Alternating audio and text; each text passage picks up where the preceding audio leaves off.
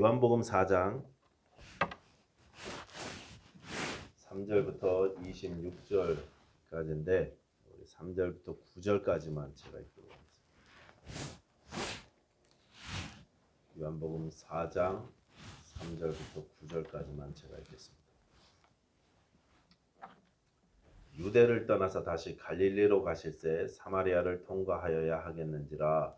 사마리아에 있는 수가라 하는 동네에 이르시니 야곱이 그 아들 요셉에게 준 땅이 가깝고 거기도 야곱의 우물이 있더라. 예수께서 길 가시다가 피곤하여 우물 곁에 그대로 앉으시니 때가 6시쯤 되었더라. 사마리아 여자 한 사람이 물을 기르러 왔음에 예수께서 물을 좀 달라 하시니 이는 제자들이 먹을 것을 사러 그 동네에 들어갔음이러라. 사마리아 여자가 이르되 당신은 유대인으로서 어찌하여 사마리아 여자인 나에게 물을 달라 하나이까 하니 이는 유대인이 사마리아인과 상종하지 아니함이로라. 기도하겠습니다. 하나님, 이 시간에 우리에게 은혜 베풀어 주실 줄 믿습니다. 이 시간에 주의 성령이 충만하게 임재하여 주시사 우리 마음을 감동하여 주시되 성경 기록자들에게 주셨던 감동을 허락하여 주시고 하나님께서 의도하셨던 말씀, 우리에게 주시고자 하는 말씀을 잘 이해하고 받아들일 수 있는 귀한 시간 될 수 있도록 역사하여 주시옵소서. 하나님, 우리의 혼란스러운 마음들과 세상의 마음들과 모든 것을 이 시간 나사렛 예수 그리스도의 발 앞에 내려놓습니다. 하나님께서 정리해 주시고 깨끗하게 치유하여 주시고 회복시켜 주시고 온전히 하나님께 예배하는 데 집중할 수 있는 시간 될 수 있도록 역사하여 주시옵소서. 감사드리며 예수님 이름으로 기도하였습니다. 아멘. 어떤 분을 제가 알고 있는데 이분은 북한 황해도에서 태어나셨습니다. 황해도에서 태어나셔서 일제시대 때 만주에 있는 일제 총독부, 만주에 있던 총독부에서 근무하셨던 분이십니다. 만주 총독부에 조선 대표도 있었고 중국 대표도 있었고 일본 대표도 있었대요. 총독으로 3명이 공동으로 있었는데 그 중에 조선 사람 총독 아래에서 개인 비서처럼 이렇게 일을 하셨던 분이셨습니다. 덕분에 이분은 한국어, 일본어, 중국어 다 잘하시더라고요. 굉장히 유창하셨습니다. 그러다 해방이 되어서 정치에 관심이 많으셔서 북한에서 정당을 조직하고, 북한 정당 중에 청우당인가 있었죠. 청우당을 조직하고 그 일에 굉장히 열심히 정치 활동을 하셨었는데 북한 노동당에게 핍박을 당하셔갖고 처음에는 정치적 자유를 보장해 준다 그랬더니 북한 노동당 김일성당이 이제 핍박하기 시작해서 전쟁을 거의 앞두고는 다 감옥에다 집어넣으셨다고 합니다. 이분도 이제 감옥에 갇히게 됐는데 6.25 전쟁이 발발하자 북한 정권이 정치범들을 하나씩 둘씩 처형하기 시작할 때 청우당 동지들이 다 끌려나가서 처형을 당하셨다고 합니다. 이분도 이제 순서가 돼서 처형을 당하셔야 될 목숨이었는데 우여곡절 끝에 그 감옥을 탈출하게 되셨고 남한으로 내려오시게 되었습니다.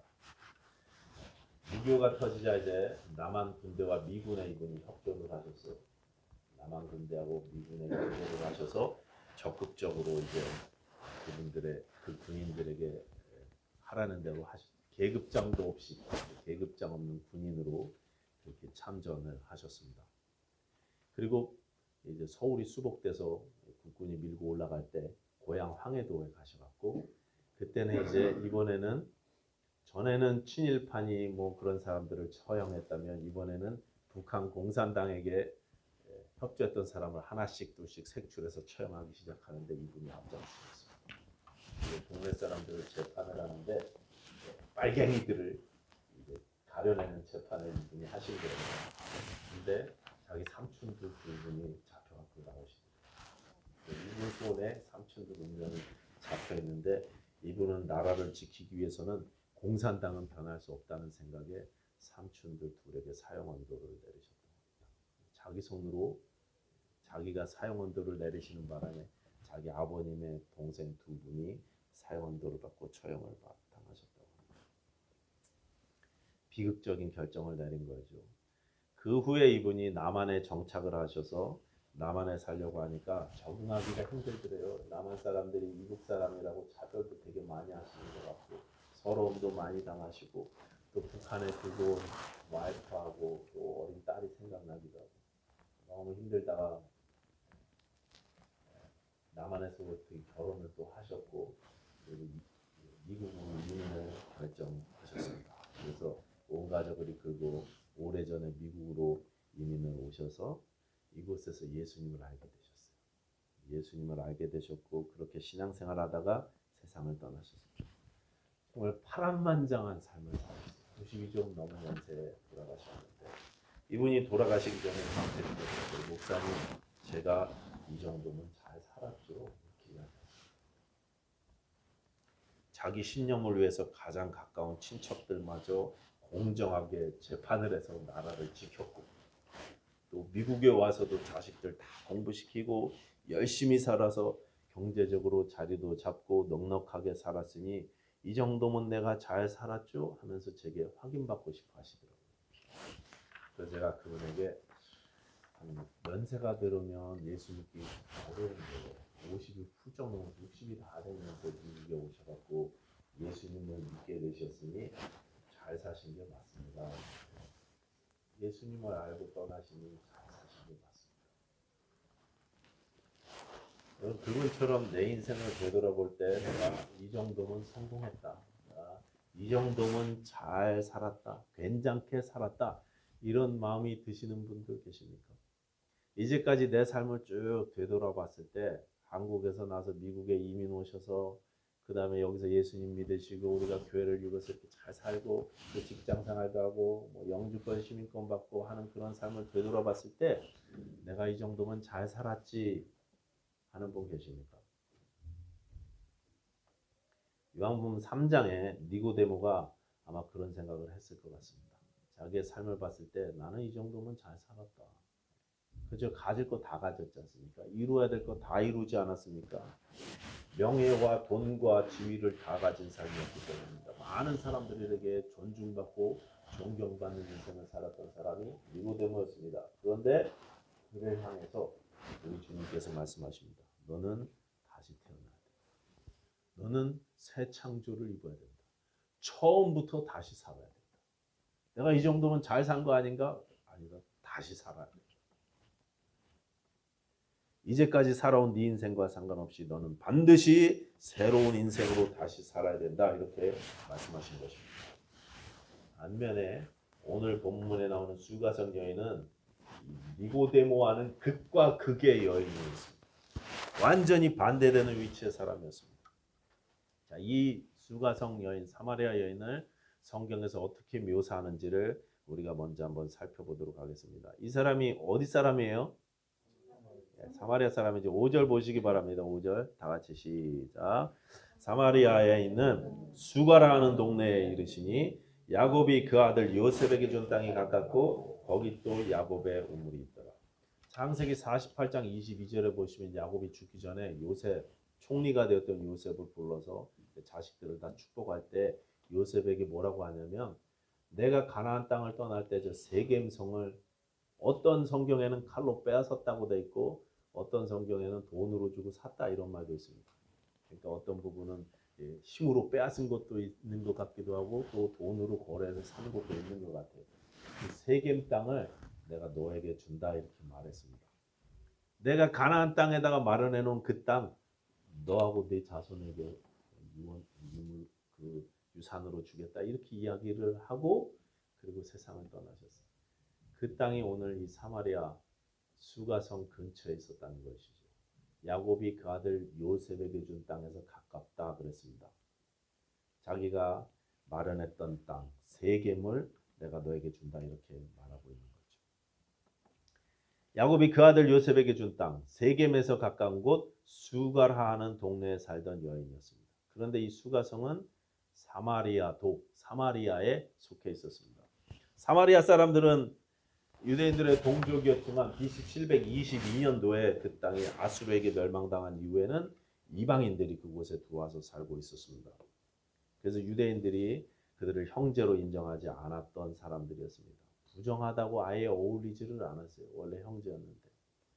서로 미워하기까지 했습니다. 그래서 오늘 9절 말씀 보시기 바랍니다. 9절 다 같이 읽겠습니다. 시작. 사마리아 여자가 이르되 당신은 유대인으로서 어찌하여 사마리아 여자인 나에게 물을 달라 하나이까 하니 이는 유대인이 사마리아인과 상종하지 아니하니라.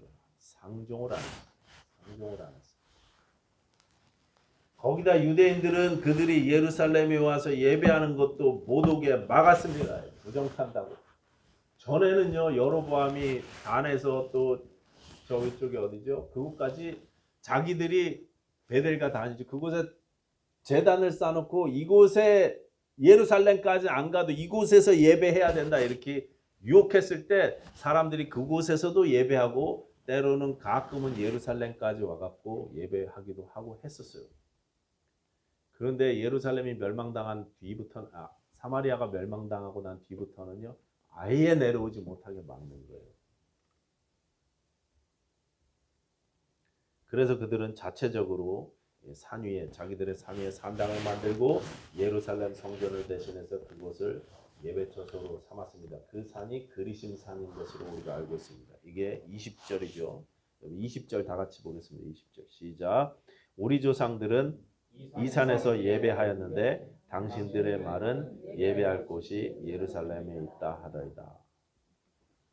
자, 이렇게 이 여인은 사마리아 수가성에 살던 여인이었고 그리심산에서 예배하던 여인이었고 이 여인에게 예수님께서 찾아가신 것이 오늘 본문입니다. 이 여인을 찾아가셔서 수가성 우물가에서 만나셨습니다. 그리고 물을 한 잔 달라고 요청하셨죠. 물 좀 주시겠습니까? 요청하셨습니다. 근데 그때가 몇 시였습니까? 6절 다 같이 읽겠습니다. 6절 시작. 거기 또 야곱의 우물이 있더라. 예수께서 길 가시다가 피곤하여 우물 곁에 그대로 앉으시니 때가 6시쯤 되었더라. 6시였습니다. 여러분 6시는 요한복음은 로마 시간으로 기록되었기 때문에 이건 아침 6시거나 저녁 6시거나 둘 중에 하나입니다. 근데 예수님께서 지금 한참 길을 걸어 오셨잖아요. 새벽부터 막 걸으시진 않았을 것이고 해서 저녁 6시일 가능성이 굉장히 높습니다. 유대인들이 아침 저녁 두 끼만 먹었기 때문에 지금 제자들이 6시쯤 돼서 저녁 식사를 구하러 마을에 들어갔던 때에 예수님은 여인을 만났던 거였습니다. 어떤 분들은 이게 로마 시간으로 12시다 이렇게 이야기해서 땡볕에 이 여인이 나온 거다 이렇게 말씀하시는 분들도 있지만 요한복음 다른 시간들 보면 다 로마 시간으로 기록되어 있기 때문에 이것도 로마 시간일 가능성이 높습니다. 어쨌든 이게 12시든 5시든 상관없이 이 여인은 사람들이 보통 나오지 않는 시간에 물을 길러 갔던 것은 확실한 것 같습니다. 혼자 우물가에 사람을 피해서 나왔습니다. 그곳에 예수님께서 그 여인을 기다리고 앉아 계셨습니다. 또 이 여인에 대해서 뭐라고 기록하고 있느냐면 남편이 몇 명 있었다 그래요? 남편이 17절 18절 읽어보겠습니다. 17, 18절 시작. 여자가 대답하여 이르되 나는 남편이 없나이다. 예수께서 이르시되 네가 남편이 없다 하는 말이 옳도다. 너에게 남편 5이 있었고 지금 있는 자도 내 남편이 아니니 내 말이 참되도다. 그동안 남편이 5명이 있었습니다. 그런데 그 남편들로부터 버림을 받았거나 아니면 사별을 당했거나 어찌되었든 정말 여인으로서는 어찌할 수 없는 선택권이 없는 그런 사회에서 남편 때문에 최소한 5번을 고통당했던 여인이 이 여인이었습니다. 남편이 없으면 입에 풀칠하기도 힘들었던 세상 아닙니까? 여인은요 살 길이 막막해요. 남편이 있거나 아니면 아들이 있거나 해야 되는데 이 여인은 자식도 없었던 것 같아요. 그러니까요 남편 없이는요 살 길이 막막한 그때 5번이나 남편을 바꾸게 됐으니 이 여인의 뜻이 분명히 아니었겠죠. 당시에 남자는 여자를 버릴 수 있어도 여자는 남자를 버릴 수 없었습니다. 그러니 이 여인이 얼마나 비참한 삶을 살았을지 우리가 얼마나 가슴 졸이면서 살았을지 우리가 상상할 수 있는 거죠. 지금 6번째 남자를 만나서 살고 있는데 이 남자는요 결혼을 안 해줘요. 그냥 같이 살기만 하는 것 같습니다. 남편이 아닌데 같이 살고 있습니다. 지금 있는 자도 내 남편이 아니다. 남편이 아니지만 결혼을 안 했지만 보호자가 필요하니까 그렇게 살게 됐던 것 같습니다. 딱하고 가련한 여인이었습니다. 3장의 니고데모는 존귀한 사람이었고 4장의 수가성 여인은 비천한 사람이었습니다. 니고데모는 남자였고 이 여인은 당연히 여자였습니다. 니고데모는 유대인이었고 이 여인은 부정하다고 취급받던 사마리아 사람이었습니다. 니고데모는 성경 지식에 정통한 사람이었고 이 여인은 성경을 잘 알지 못하던 사람이었습니다. 니고데모는 다 가진 사람이었고 이 여인은 정말 중요한 것을 갖지 못해서 고통당하던 사람이었습니다.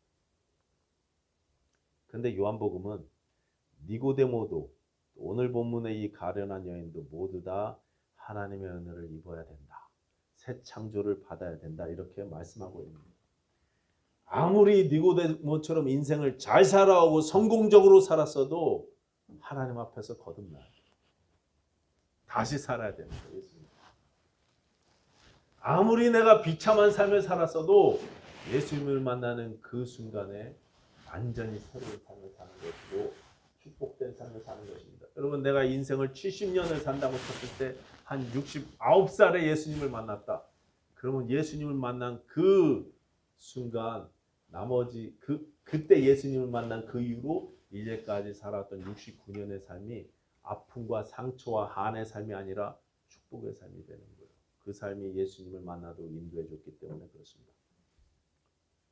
우리 박철민 목사님 조카 제니가 중국에 갔는데 사천성이라고 그래요. 가셨는데 박 목사님이 며칠 전부터 상당히 고난하시고 그 복음의 씨를 뿌리기 위해서 갖고 애를 많이 주셨어요. 만나주지도 않으려고 했었는데 결국 만나셔서 복음을 전했는데 그러시더래요. 마음이 좀 열리긴 했죠. 근데 하시는 말씀이 목사님 이제 저는 틀렸고 우리 애들이나 전도하셔서 천국 가게 해주세요. 그러시더라고요. 나는 틀렸습니다. 이렇게 이야기했어요. 마음이 아프죠. 근데 감사한 건 이제 그 사천성에 가장 친한 친구가 한 명 있는데 그 친구가 독실한 신자입니다.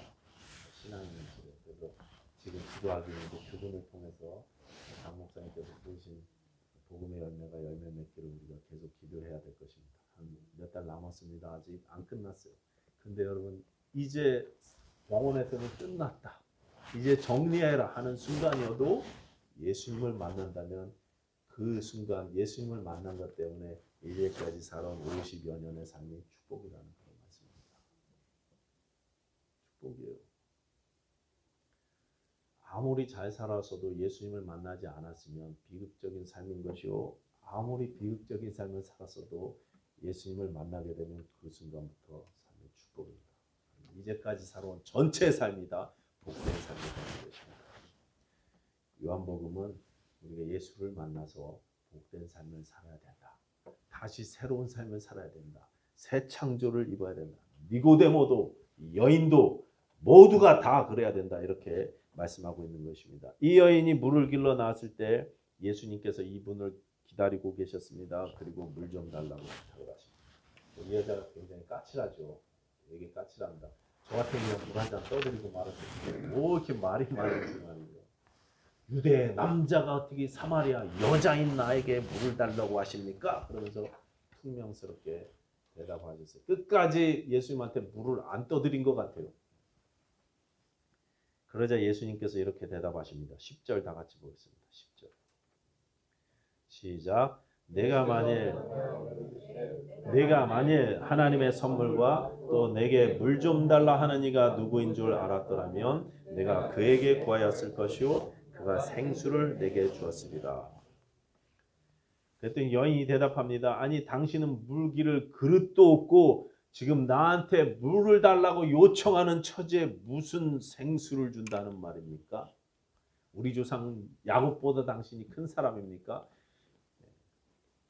예수님께서 대답하십니다. 13절 시작. 예수께서 대답하여 이르시되 이 물을 마시는 자마다 다시 목마르려니와 내가 주는 물을 마시는 자는 영원히 목마르지 아니하리니 내가 주는 물은 그 속에서 영생하도록 솟아나는 샘물이 되리라. 육체 생수, 육체 마시는 물을 이야기하는 것이 아니라는 사실이 여기 이제 드러나고 있죠. 생수, 생명수가 그 안에서 계속 샘물이 되어서 솟아나온다고 말씀하셨습니다. 더 이상 영원히 갈증이 없을 것이라고, 갈증 없는 삶이 시작될 거라고 그렇게 말씀하셨습니다. 그랬더니 여인이 말합니다. 그런 물이 있다고요? 그럼 좀 줘보십시오. 그런 물 좀 줘보십시오. 더 이상 여기 물 길러 오지 않아도 되고 좋네요. 약간 비아냥거리면서 예수님한테 그렇게 말했던 것 같아요. 그런 물이 있다면 나한테 좀 줘보십시오. 물 길러 나오는 거 귀찮고 사람들 만나기도 짜증나는데. 그러자 예수님께서 아주 뜬금없는 말씀을 하시죠. 갑자기 남편 이야기 하십니다. 16절입니다. 이르시되 가서 네 남편을 불러와라. 가서 네 남편을 불러와라. 갑작스럽게 남편 이야기를 꺼내시고, 그래서 이게 엉뚱한 말씀을 하신 것 같지만 사실 이 남편 문제가 이 여인의 아픔, 이 여인의 갈증의 가장 큰 핵심이었습니다. 그 여인이 삶의 갈증을 느끼는 가장 큰 문제는 남편 문제였습니다. 나도 남편이 좀 있었습니다. 나도 지금 남편이 나한테 결혼을 좀 해줬습니다. 나도 나를 사랑해주고 아껴주는 남편이 좀 있었으면, 나도 생활비를 부족함 없이 대주는 남편이 좀 있었으면, 그래서 돈 걱정하지 않고 살 수만 있었으면, 안정을 느끼면서 이렇게 돈 때문에 조마조마하지 않고 하루 좀 잘 먹고 살 수만 있었으면, 그러면 삶이 행복하고 평안할 것 같았습니다. 5번이나 버림받았고 지금 남자도 나와 결혼해주지 않으니 항상 이 문제 때문에 슬픔을 당했고 가슴 아파하면서 살았을 것입니다. 그런 이 여인에게 예수님께서 가장 아픈 부분을 드러내신 것입니다. 그러자 이제 당황한 여인이 횡설수설하죠. 갑자기 예배 이야기를 합니다. 내가 보니 척척 맞추는 거 보니까 선지자시군요. 선생님, 선지자 맞으시는 것 같은데 우리 조상들은 이곳에서 이 그리심산에서 예배해도 된다 그러던데 당신들은 꼭 예루살렘에서 예배해야 한다고 하대요? 그래서 예수님께서 이렇게 대답하십니다. 여자여, 내 말을 들으라. 내 말을 믿으라. 이 산에서도 말고 예루살렘에서도 말고 너희가 아버지께 예배할 때가 이르리라. 아버지께 참되게 예배하는 자들은 영과 진리로 예배할 때가 오나니 곧 이때라. 아버지께서는 자기에게 이렇게 예배하는 자들을 찾으시느니라. 하나님은 영이시니 예배하는 자가 영과 진리로 예배할지니라. 그 여인이 말합니다. 메시아가 오시면, 많이 들은 것 같아요. 이분이 뭔가 알기는 합니다. 그리스도라는 분이 오시면, 그러면 우리에게 이런 모든 일을 확실하게 알려주실 거라고 제가 알고 있습니다. 메시아가 오시면 다 알게 되겠죠. 그때 예수님께서 말씀하시죠.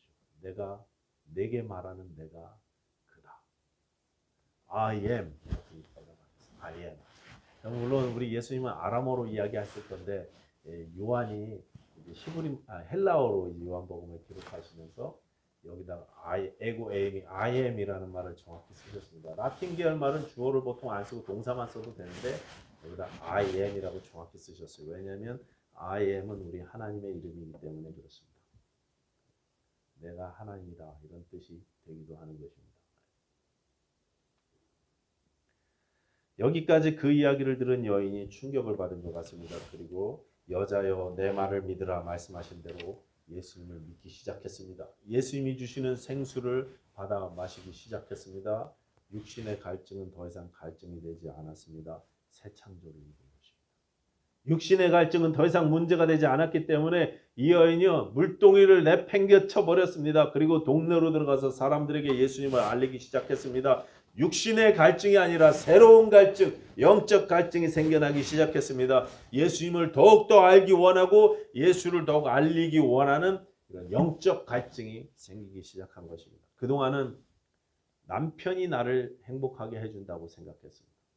그런데 7번째 남편, 7번째 남자, 참된 남편 대신 예수님을 만나니까 생수를 마시게 되었고 새 창조를 잊게 되는 것입니다. 인생의 송두리째 바뀌는 것입니다. 더 이상 육신의 갈급함으로 고통당하지 않게 됐습니다. 여러분은 요즘에 무슨 문제로 갈증을 느끼십니까? 무엇 때문에 그렇게 갈급하십니까? 뭐가 제일 아쉬우십니까? 요즘 삶 가운데. 여러분의 간절한 소원이 무엇입니까? 간절한 소원.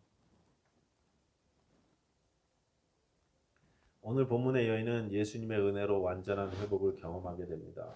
남들은 가지 않는 사마리아 땅을 일부러 통과하시면서까지 그 여인을 만나러 가신 우리 주님이 그 여인을 만나셨습니다. 그렇게 된 것이 자기 잘못만이 아님에도 불구하고 모든 것이 자기 잘못 때문에 그렇게 된 것 마냥 죄책감과 절망으로 가슴에 한을 품고 살던 그 여인을 예수님께서 만나주시려고 사마리아로 들어가셨습니다. 남들은 가지 않는 그곳을 가셨습니다. 은혜는 내가 원해서 받는 것이 아니고 일방적으로 찾아오는 것입니다. 하나님의 은혜는요, 내가 구해서 오는 것이 아니고 하나님께서 부어주셔서 내게 주어집니다. 내가 하나님을 사랑한 게 아니라 하나님이 나를 사랑하신 것입니다. 아멘. 그렇게 나에게 찾아온 그 하나님의 은혜는 절대 부족하지 않습니다. 절대 부족하지 않습니다. 풍성한 은혜입니다. 예수 그리스도를 나의 주와 하나님으로 고백하고 그 은혜를 의지하면서 사는 자에게 베풀어 주시는 은혜는 절대로 부족하지 않습니다.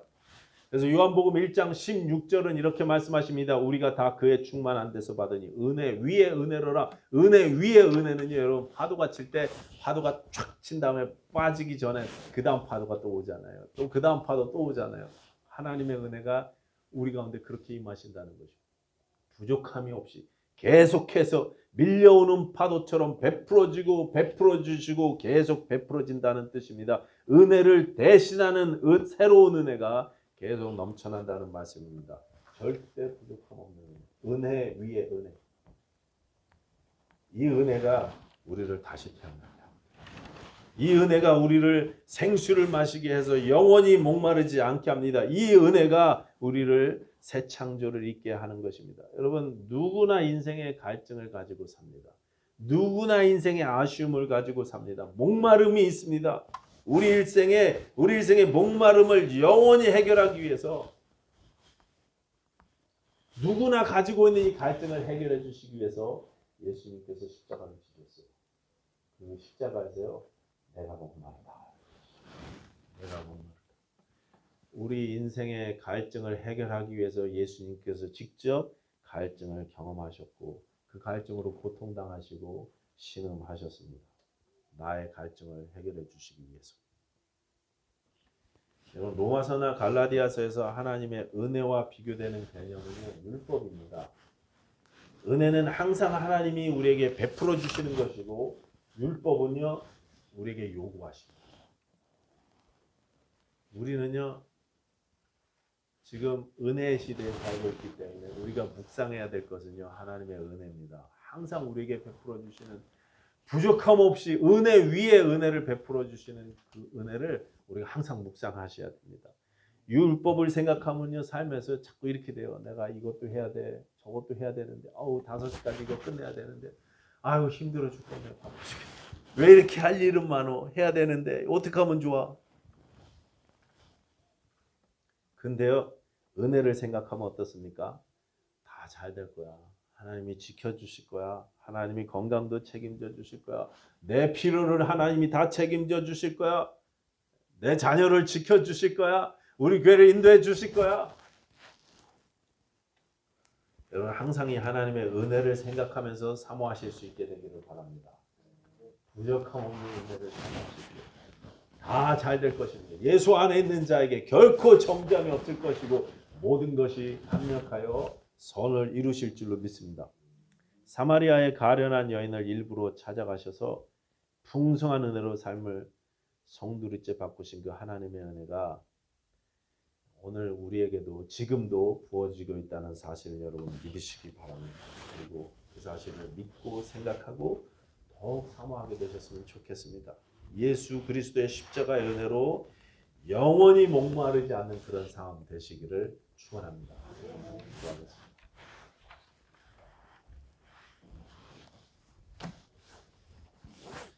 하나님 감사합니다. 우리 인생에 하나님 남이 알지 못하는 아쉬움들과 아픔들 있습니다. 하나님 모든 아쉬움들과 아픔들과 갈증들과 갈급함을 예수 그리스도의 십자가에 내려놓게 하여 주시고 주께서 주시는 생수로 우리 목을 축이게 하여 주시사 참된 만족을 누리게 하여 주시옵소서. 참된 해갈을 경험하는 저희들 되게 하여 주시옵소서. 예수님 이름으로 기도하였습니다. 아멘.